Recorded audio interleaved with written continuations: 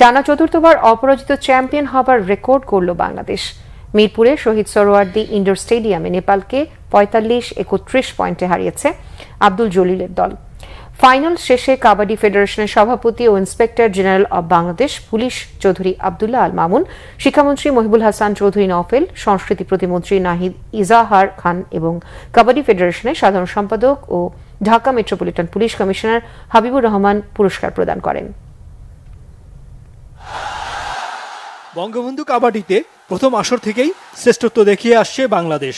তবে এবার বিশ্বকাপ সেমিফাইনালিস্ট দক্ষিণ কোরিয়া ও জাপানের মতো দল অংশ নেয় এবং প্রথমবারের মতো স্থানীয় কোচ আব্দুল জলিলের অধীনে দল পরিচালিত হওয়ায় বাংলাদেশের শিরোপা ধরে রাখার মিশন কঠিন হিসেবেই বিবেচনা করা হচ্ছিল। কিন্তু পুরো টুর্নামেন্টে দুর্দান্ত পারফরমেন্স করেই অপরাজিত থেকেই শ্রেষ্ঠত্ব দেখিয়েছে লাল সবুজের দেশ। গ্রুপ পর্বে প্রথম ম্যাচ থেকেই প্রতিপক্ষকে দাঁড়াতেই দেয়নি আব্দুল জলিলের শিষ্যরা। সহজেই একের পর এক ম্যাচ জিতে ফাইনালে উঠেছে বাংলাদেশ। ফাইনালেও বড় কোনো প্রতিদ্বন্দ্বিতা হয়নি। নেপাল সেমিফাইনালে কেনিয়ার বিপক্ষে দারুণ লড়াই করে জিতলেও ফাইনালে বাংলাদেশের চতুর্থ শিরোপা জয়ের পথে বড় বাধা হয়ে দাঁড়াতে পারেনি।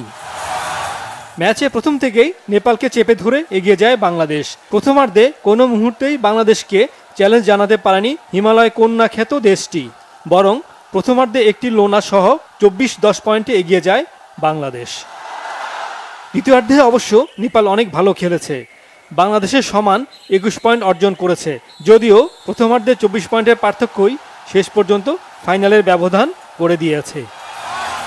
ফাইনালে স্বাগতিক দল নেপালে ঘনশ্যাম রোকা মগারকে কড়া মার্কিংয়ে রাখায় তারা স্বাভাবিক খেলাটা খেলতে পারেনি। তারপরও 7 ম্যাচে 5 বার ম্যাচ সেরা হয়ে টুর্নামেন্ট সেরা হয়েছেন ঘনশ্যাম রোকা।